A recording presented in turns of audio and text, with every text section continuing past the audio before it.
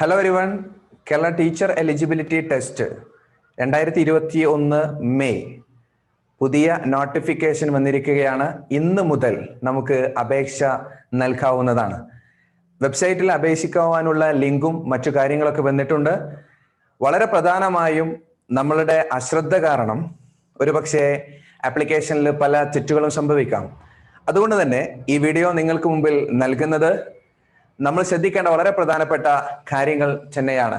പ്രധാനമായും നമ്മൾ അപേക്ഷ നൽകുന്ന സമയത്ത് നമ്മുടെ വെബ്സൈറ്റിലൂടെ www.catet.kerala.gov.in എന്ന് പറയുന്ന വെബ്സൈറ്റ് വഴി കയറുക. ഈ ഒരു ഇന്റർഫേസ് ആണ് നിങ്ങൾക്ക് കാണാൻ പറ്റും, ഒരു വിൻഡോ കാണാൻ പറ്റും.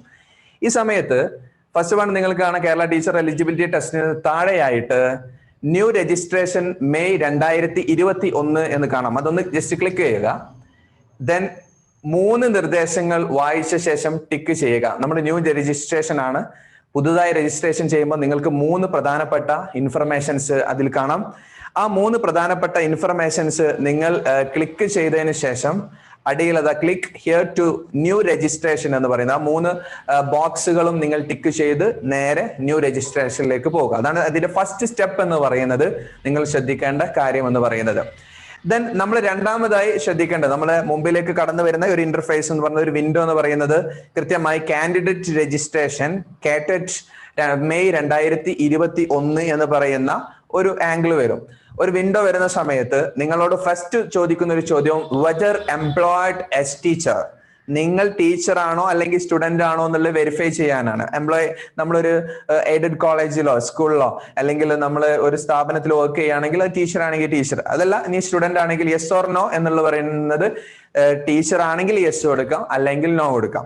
ദെൻ നമ്മുടെ മുമ്പിലേക്ക് വരുന്നത് പ്രധാനമായും സെലക്ട് കാൻഡിഡേറ്റ്സ് ഫോർ രജിസ്ട്രേഷൻ എന്ന് പറയുന്ന ഭാഗത്ത് 4 കാറ്റഗറിയാണ് പ്രധാനമായും നിങ്ങൾക്ക് മുമ്പിൽ നിങ്ങൾക്ക് അപ്ലിക്കേഷൻ ചെയ്യാൻ വേണ്ടി വരിക. നമുക്കറിയുന്ന കാര്യമാണ് കാറ്റഗറി 1, കാറ്റഗറി 2, കാറ്റഗറി 3, കാറ്റഗറി 4. അത് ഏതൊക്കെയാണുള്ളതൊക്കെ നമുക്ക് ഡീറ്റെയിൽ ആയിട്ട് നമ്മൾ മനസ്സിലാക്കിയതാണ്. അപ്പൊ നിങ്ങൾ ഒരു കാറ്റഗറിയാണ് നിങ്ങൾക്ക് അപേക്ഷ നൽകേണ്ടത് എങ്കിൽ നിങ്ങൾ 1ൽ ടിക്ക് ചെയ്യുക. അതല്ല 2 എണ്ണം, ചില ആളുകൾ 1 and 2 ചെയ്യുന്നവരുണ്ട്, 3 and 4 ചെയ്യുന്നവരുണ്ട്, ചില 1, 2, 3, 4 കംപ്ലീറ്റ്ലി എക്സാമിനേഷൻ എഴുതുന്നവരുണ്ട്. അവർക്കൊക്കെ ഒരൊറ്റ ആപ്ലിക്കേഷൻ നൽകിയാൽ മതി. അതിന് വെവ്വേറെ അനദർ ആപ്ലിക്കേഷൻസുകൾ ആവശ്യമില്ല. ഒരൊറ്റ ആപ്ലിക്കേഷൻ നൽകിയിട്ട് ഫീ അടക്കുമ്പോൾ അവർക്ക് എക്സ്ട്രാ പേയ്മെന്റ് കൊടുത്താൽ മതി. സോ നിങ്ങൾ അത് ടിക്ക് ചെയ്യുക. ടിക്ക് ചെയ്തതിന് ശേഷം നിങ്ങളുടെ മുമ്പിലേക്ക് വരുന്ന വിൻഡോ എന്ന് പറയുന്നത് കാറ്റഗറി 1കാരാണെങ്കിൽ, ഞാൻ പറയുന്നത് 1, 2, 3, 4 ഉള്ള ഏതൊരാൾക്കും നമുക്ക് ഈ ഒരു ഇൻഫർമേഷൻ ഉപകാരപ്പെടും. 1കാരാണെങ്കിൽ പ്രത്യേകം ശ്രദ്ധിക്കുക. 1 or 2കാര് പ്രത്യേകം ശ്രദ്ധിക്കേണ്ട ഒരു ഏരിയ എന്ന് പറയുന്നത്, നിങ്ങളോട് ചോദിക്കും മീഡിയം ഓഫ് ഇൻസ്ട്രക്ഷൻ ലാംഗ്വേജ് 1 എന്ന് പറയുന്നത്. നിങ്ങൾക്കറിയാം ഭാഷ തിരഞ്ഞെടുക്കാനുള്ള ഓപ്ഷൻ ആണ് അവിടെയുള്ളത്. കാറ്റഗറി 1കാർക്ക് പ്രത്യേകമായിട്ട് വരുന്നത് മലയാളം തിരഞ്ഞെടുക്കണം. ബാക്കി തമിഴ്, കന്നഡ എന്നുള്ളത് നമുക്ക് ആവശ്യമില്ല.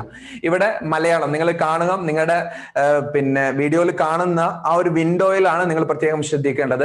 അതിൽ ഫസ്റ്റ് നിങ്ങൾക്ക് കാണാൻ കഴിയുന്നത് മലയാളം നിങ്ങൾ സെലക്ട് ചെയ്യുക. എലമെന്റ്സ് ഓഫ് ലാംഗ്വേജ് ടീച്ചിങ് എന്ന് പറയുന്ന രണ്ടാമത്തെ ഒരു ഏരിയ ഉണ്ട്. ആ രണ്ടാമത്തെ ഏരിയയിൽ നിങ്ങൾ സെലക്ട് ചെയ്യേണ്ടത്, കാറ്റഗറി 1കാരാണെങ്കിൽ നിങ്ങൾ സെലക്ട് ചെയ്യേണ്ടത് ഇംഗ്ലീഷ് ആണ് നിങ്ങൾ അവിടെ സെലക്ട് ചെയ്യേണ്ടത്. അവിടെ ഇംഗ്ലീഷ് അല്ലാത്ത ഓപ്ഷൻ നമുക്ക് കാണാം, പക്ഷെ ഭൂരിപക്ഷം ആളുകളും ഇംഗ്ലീഷ് തന്നെയാണ് അവിടെ കൊടുക്കാറുള്ളത്. അറബിക് ആയിട്ട് ഒരു ഓപ്ഷൻ നമുക്ക് കാണാൻ പറ്റും, പലപ്പോഴും ചെയ്യാറില്ല. സോ അതോടൊപ്പം തന്നെ കാറ്റഗറി 4കാരും പ്രത്യേകിച്ച് 3കാരാണെങ്കിലും ഇതിന്റെ ഇന്റർഫേസിലുള്ള ചെറിയ ചെറിയ വ്യത്യാസങ്ങൾ മാത്രമേ വിൻഡോയിൽ നമുക്ക് കാണാൻ പറ്റുള്ളൂ.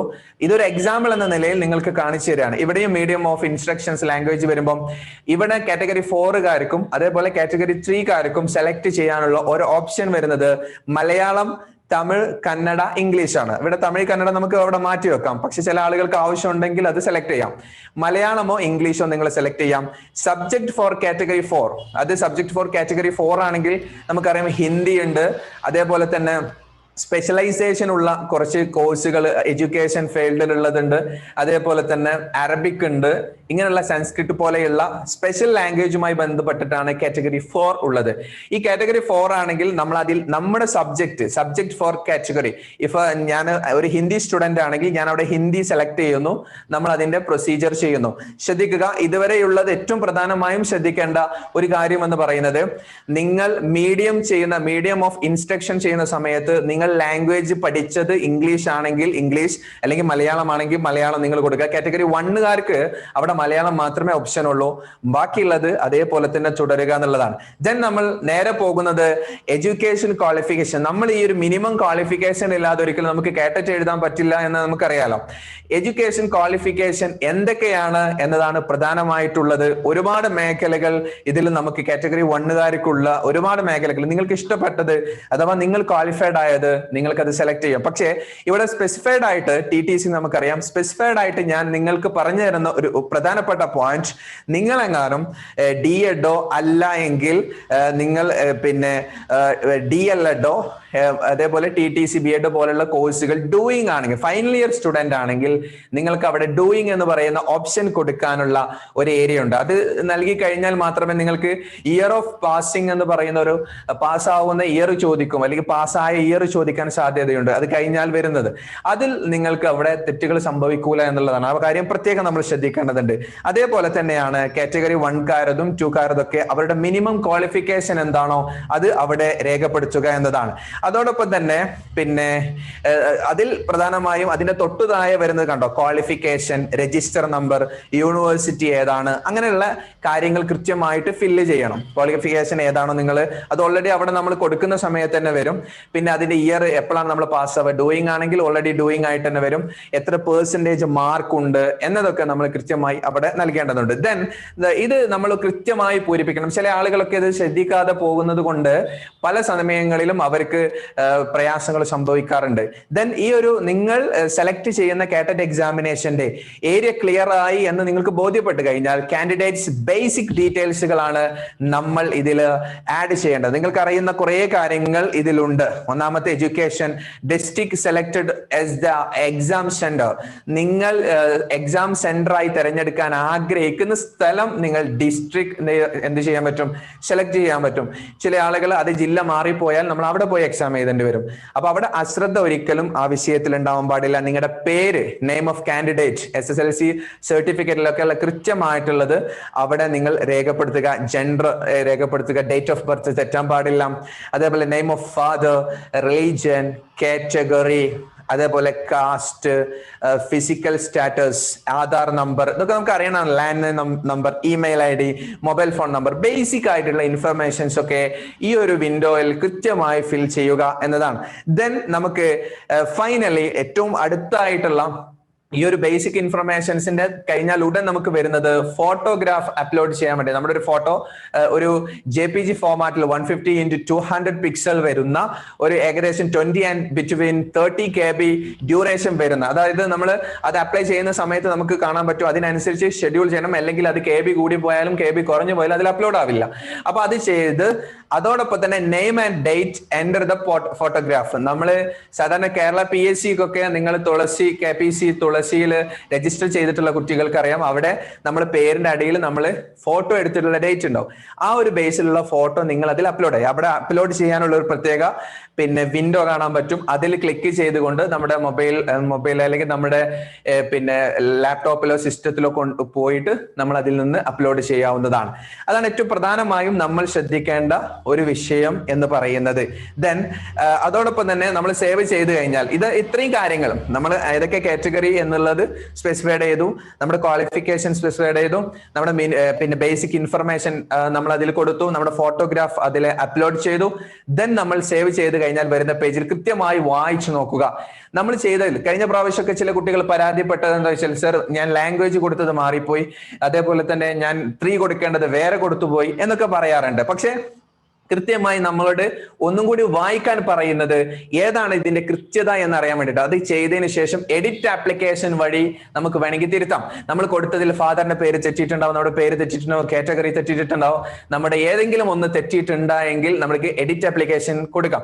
അഥവാ തെറ്റിയിട്ടില്ല എങ്കിൽ കൃത്യമായും നിങ്ങൾ എന്ത് ചെയ്യണം, ഫൈനൽ സബ്മിഷൻ നൽകി പിന്നീട് എഡിറ്റ് ചെയ്യാൻ ഒരിക്കലും സാധിക്കില്ല എന്നുള്ളത് പ്രത്യേകം ശ്രദ്ധിക്കാം. ഫൈനൽ സബ്മിഷൻ നൽകിയതോടുകൂടി നിങ്ങൾ എന്ത് ചെയ്യും, നിങ്ങൾക്കത് കൃത്യമായി നിങ്ങളുടെ മുമ്പിലേക്ക് അത് സബ്മിറ്റ് ആയി എന്ന് കാണാൻ പറ്റും. ഇത് സബ്മിറ്റ് ആയാൽ ഉടൻ തന്നെ നമുക്ക് കിട്ടുന്ന ആപ്ലിക്കേഷൻ നമ്പർ, ആപ്ലിക്കേഷൻ ID അടങ്ങുന്ന ഒരു കാര്യമുണ്ട്. അത് ഫൈനൽ സബ്മിഷൻ നടത്തി കഴിഞ്ഞാൽ ലഭിക്കുന്ന പ്രിന്റ് ഔട്ട് ചെയ്യാൻ പറയുന്നതിൽ പ്രിന്റ് ഔട്ട് ചെയ്ത് നമ്മൾ സൂക്ഷിക്കുക. പറ്റുമെങ്കിൽ അത് പ്രിന്റ് എടുത്ത് നമ്മുടെ കയ്യിൽ സൂക്ഷിച്ചു വെക്കുക. കാരണം ഇതിന് ശേഷം വരുന്ന എന്തെങ്കിലും പ്രോസസ്സുകളോ കാര്യങ്ങളോ ഉണ്ടെങ്കിൽ അതിന്റെ ഔട്ട്കമായി പ്രവർത്തനങ്ങൾക്ക് വേണ്ടി ഈവൻ നമ്മുടെ പേയ്മെന്റ് അടക്കമുള്ള കാര്യങ്ങൾ അതിൽ ചെയ്യാൻ കഴിയുന്നത് അത് തന്നെയാണെന്ന് നമ്മൾ പ്രത്യേകം മനസ്സിലാക്കുക. അപ്പൊ ആപ്ലിക്കേഷൻ നമ്പർ, ആപ്ലിക്കേഷൻ ID ഒരിക്കലും മറന്നു പോകാൻ പാടില്ല.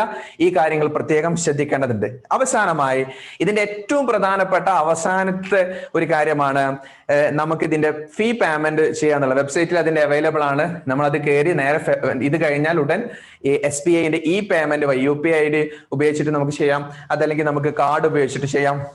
അത് കൃത്യമായിട്ട് പേയ്മെന്റ് ചെയ്യുക. നിങ്ങൾക്കറിയാലോ, ജനറൽ കാറ്റഗറിക്കാർക്ക് നമുക്ക് 500 rupees ആണ്, മറ്റ് കാറ്റഗറിക്കാർക്ക് പേയ്മെന്റ് കുറവാണ്. അതിനനുസരിച്ചിട്ടുള്ള കൃത്യമായ നമ്മുടെ പ്രോസ്പെക്ട്സിന്റെ അടിസ്ഥാനത്തിൽ ആ പേയ്മെന്റ് മാത്രം അടക്കുക. ഇവിടെ ശ്രദ്ധിക്കേണ്ട ഒരു പോയിന്റ് എന്ന് വെച്ചാൽ, ഞാൻ കാറ്റഗറി 1ഉം 2ഉം എഴുതുന്ന ഒരു സ്റ്റുഡന്റ് ആണെങ്കിൽ എനിക്ക് ജനറൽ കാറ്റഗറിയിൽ 1000 അടക്കണം. 1000 രൂപ എന്ത് ചെയ്യണം, പേയ്മെന്റ് ചെയ്യൽ നിർബന്ധമാണ്. ആ കാര്യമല്ലാതെ നമുക്ക് ആ രൂപത്തിൽ ചെയ്തിട്ട് SBI ഈ പേയ്മെന്റിലൂടെ ഫീസ് അടക്കാവുന്നതാണ് എന്നതാണ് എനിക്ക് പറയാനുള്ളത്. സോ ഈ ഒരു പ്രധാനപ്പെട്ട ഒരു കാര്യമാണ്, ഇൻഫർമേഷൻ ആണ് നിങ്ങൾക്ക് മുമ്പിലേക്ക് നൽകിയിരിക്കുന്നത്. കാരണം ഏറ്റവും കൂടുതൽ കുട്ടികൾക്ക് പല നിലക്കുമുള്ള സംശയങ്ങൾ ഉണ്ടാകുന്ന മേഖലയാണ്. നിങ്ങൾക്ക് ഈ വീഡിയോ ഇഷ്ടപ്പെട്ടിട്ടുണ്ടെങ്കിൽ ഇത്തരം ഉപകാരപ്രദമായ വീഡിയോകൾക്ക് വേണ്ടി, കാറ്ററ്റ് സംബന്ധമായതും അതല്ലാത്തതുമായിട്ടുള്ള ഇൻഫോർമേറ്റീവ് ആയിട്ടുള്ള ഉപകാരപ്രദമായ വീഡിയോസിന് വേണ്ടി ഞങ്ങളുടെ ചാനലായിട്ടുള്ള വിദ്യാ ക്ലാസ് റൂം എന്ന് പറയുന്ന ചാനൽ നിങ്ങൾ സബ്സ്ക്രൈബ് ചെയ്യുക. അതോടൊപ്പം തന്നെ കൂടെ കാണുന്ന ബെൽ ഐക്കണും കൂടി ക്ലിക്ക് ചെയ്യുമ്പോൾ പുതിയ പുതിയ നോട്ടിഫിക്കേഷൻ നിങ്ങളുടെ മുമ്പിലേക്ക് വരും. അതോടൊപ്പം തന്നെ ഈ ഒരു അവസരത്തിൽ ഇനിയും കൂടുതലായി നമുക്ക് മുന്നോട്ട് പോകാം, കാറ്ററ്റ് സ്വന്തമാക്കാം. അടുത്ത വീഡിയോയിൽ വീണ്ടും കാണാം. Anyway, thank you.